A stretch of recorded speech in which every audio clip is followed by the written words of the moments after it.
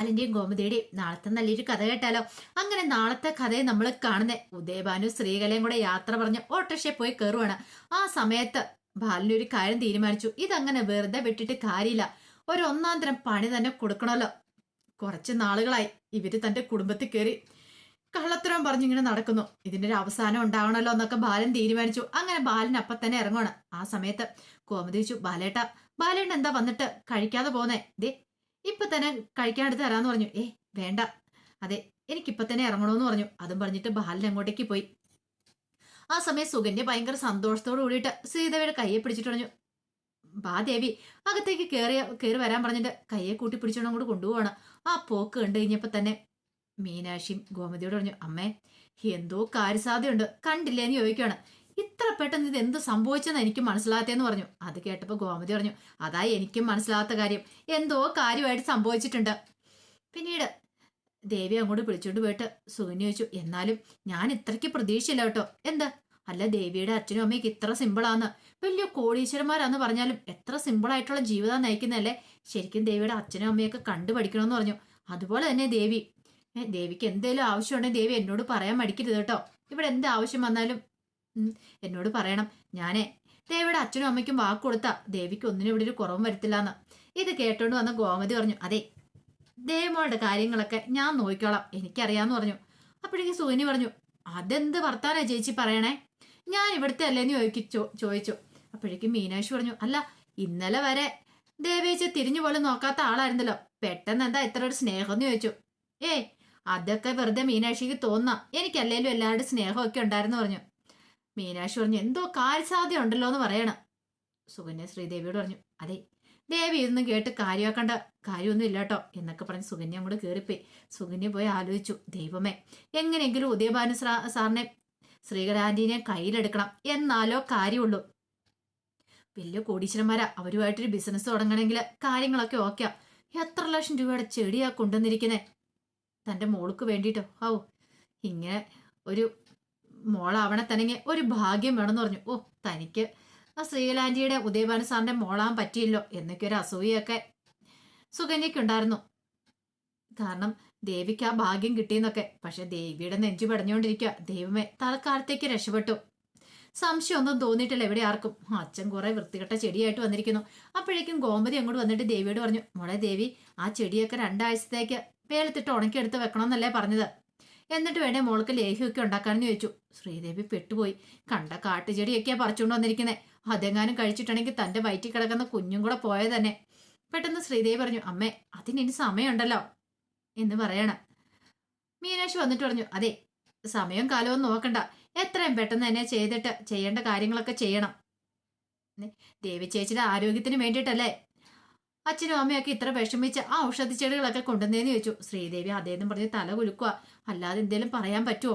കണ്ട കാട്ടുവള്ളയൊക്കെ പറിച്ചുകൊണ്ട് വന്നെന്ന് അറിഞ്ഞിട്ടുണ്ടെങ്കിൽ ഈ നിമിഷം തന്നെ മിക്കവാറും ഇവരെല്ലാരും കൂടെ ചേർന്ന് പുറത്താക്കും. താൻ എത്ര വലിയ ചതി ചെയ്തുകൊണ്ടിരിക്കുന്നത്, തന്റെ അച്ഛന്റെ അമ്മയോടൊപ്പം തനിക്ക് കൂടാതിരിക്കാൻ പറ്റില്ല.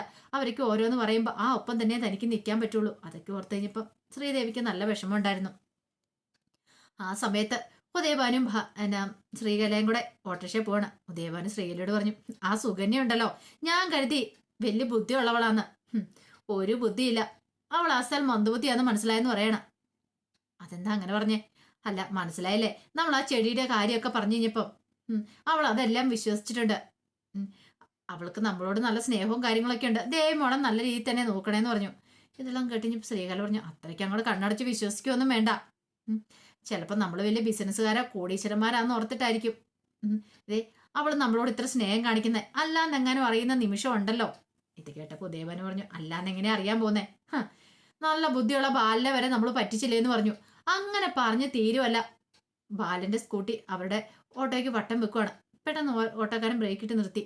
ആ സമയം ഉദയഭാനുവിനോട് ശ്രീകല പറഞ്ഞു, ബാലൻ രണ്ടും കൽപ്പിച്ച മട്ടാണല്ലോ ഉദയേട്ട എന്ന് പറയണ. ശരിയാ, എന്തോ തീരുമാനിച്ചുറപ്പിച്ചിട്ടാന്ന് പറയണ.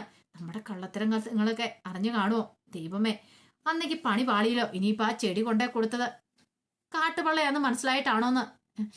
എന്റെ ഉദയേട്ട, നിങ്ങളുടെ ബുദ്ധിയാ, ഇങ്ങോട്ട് ഇറങ്ങി വാ, ഇനിയിപ്പം വരുന്നിടത്ത് വെച്ച് കാണാന്നും പറഞ്ഞ് രണ്ടുപേരും കൂടെ ഓട്ടോറിക്ഷയിൽ ഇറങ്ങി.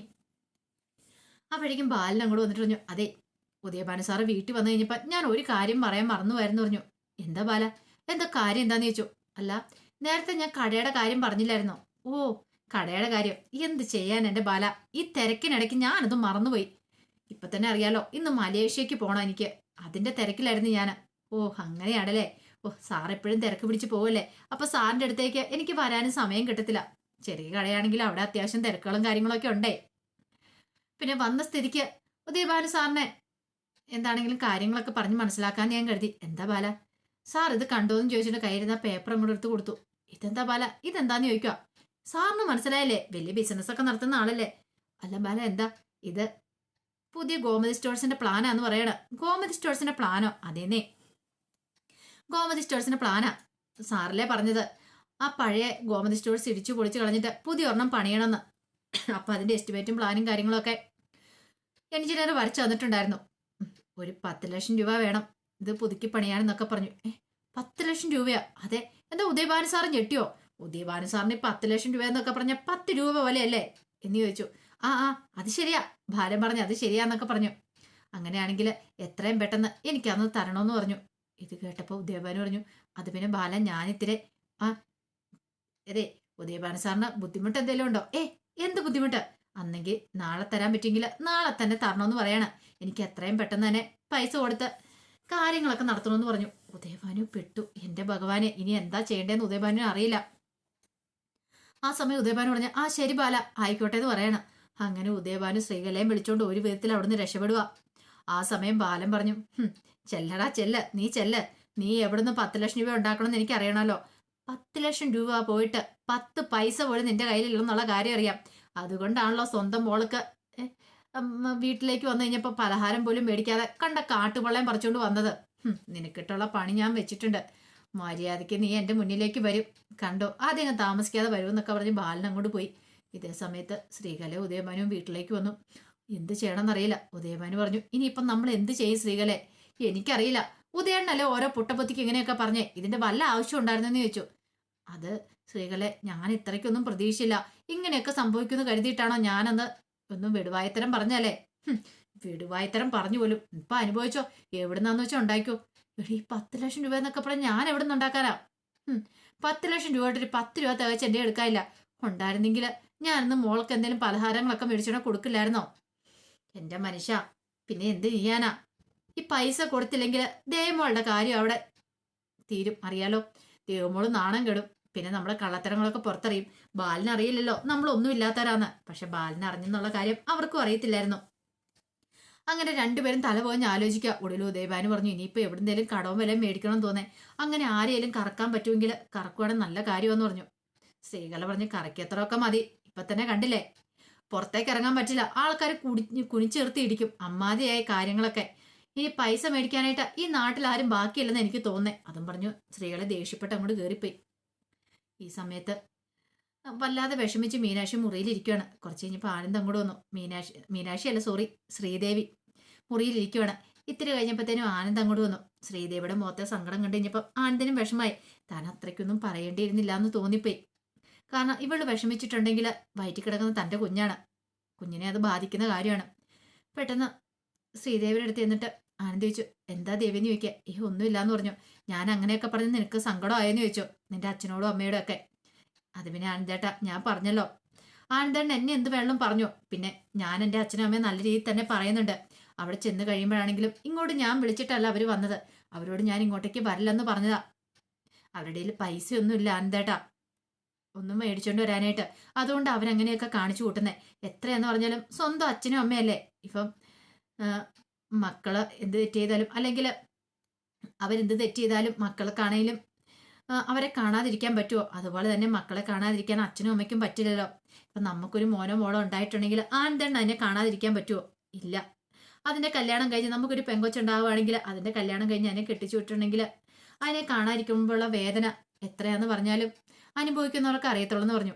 അത് കേട്ട് കഴിഞ്ഞപ്പോൾ ആനന്ദ് പറഞ്ഞു, അത് അവരങ്ങനെ ഒരു ചതി ചെയ്തോണ്ടല്ലേ. ശരി ആനന്ദേട്ടാ, അത് അവരുടെ അവസ്ഥ കൊണ്ട് അവരങ്ങനെ ചെയ്തേ. അവരങ്ങനെ ചതി ചെയ്യാൻ പാടില്ലായിരുന്നു.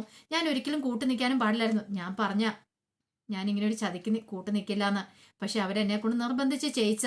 എന്നാലും എൻ്റെ അച്ഛനും അമ്മയും ആയി പോയില്ലേ അവര്. അത് കേട്ടപ്പോൾ ആനന്ദ് പറഞ്ഞു, എനിക്ക് എന്ത് ചെയ്യണമെന്ന് അറിയില്ല ദേവി. എനിക്കിപ്പം എന്നെ പോലും വിശ്വാസമില്ലാത്ത കാര്യത്തിലാണ് ഞാൻ പറഞ്ഞല്ലോ. എന്റെ വ്യക്തിത്വം പോലും നഷ്ടപ്പെട്ട അവസ്ഥയിലാണ് ഞാൻ പോയിക്കൊണ്ടിരിക്കണേ. എനിക്കിപ്പോൾ ആരെയും വിശ്വാസം ഇല്ലെന്നായി. വല്ലാത്തൊരു ബുദ്ധിമുട്ടാ. അത് നിനക്ക് പറഞ്ഞാൽ മനസ്സിലാവില്ല എന്നും പറഞ്ഞുകൊണ്ട് ആനന്ദ് കരയുവാണ്. ആനന്ദിന്റെ കണ്ണ് നിറഞ്ഞൊഴുകുന്ന കണ്ടപ്പോൾ ശ്രീദേവിക്ക് ഭയങ്കര സങ്കടമായി. ശ്രീദേവി പതുക്കെ കൈയെടുത്ത് ആനന്ദിന്റെ കണ്ണൊക്കെ തുടയ്ക്കുക. ആനന്ദേട്ട കരയില്ല. ആനന്ദേട്ടൻ വേണേ എന്നെ തല്ലിക്കോ, എന്നെ വേണമെങ്കിൽ വീട്ടിൽ കൊണ്ടുവിട്ടോ, എന്നാലും സാരമില്ല. ആനന്ദേട്ടൻ ഇങ്ങനെ സങ്കടപ്പെടുന്ന കാണുമ്പോൾ എനിക്ക് സഹിക്കാൻ പറ്റുന്നില്ല. ഒരു കാര്യം ചെയ്യാം, എന്നെ വീട്ടിൽ കൊണ്ടുവിട്ടിട്ട് ഞാൻ ചെയ്ത ചതിയും കാര്യങ്ങളൊക്കെ ആനന്ദേട്ടൻ ഇവിടെ പറഞ്ഞു. ഇനി ഇങ്ങനെ ആനന്ദേട്ടന് പറ്റില്ലെങ്കിൽ ആനന്ദേട്ടൻ അങ്ങനെ ചെയ്തോളം പറയണം. അത്രയ്ക്ക് വിഷമായി പോയി ശ്രീദേവിക്ക് ആനന്ദിന്റെ കരച്ചിൽ കണ്ടു കഴിഞ്ഞപ്പോൾ. അപ്പോൾ അതിന്റെ വിശേഷങ്ങളൊക്കെ നമ്മൾ കാണുന്നത്. ആ വിശേഷങ്ങൾക്കായി നമുക്ക് എല്ലാവർക്കും കാത്തിരിക്കാം കേട്ടോ. ഒരിക്കൽ കൂടി എല്ലാവർക്കും ശുഭരാത്രി നേർന്നുകൊണ്ട് നിർത്തുന്നു. നന്ദി.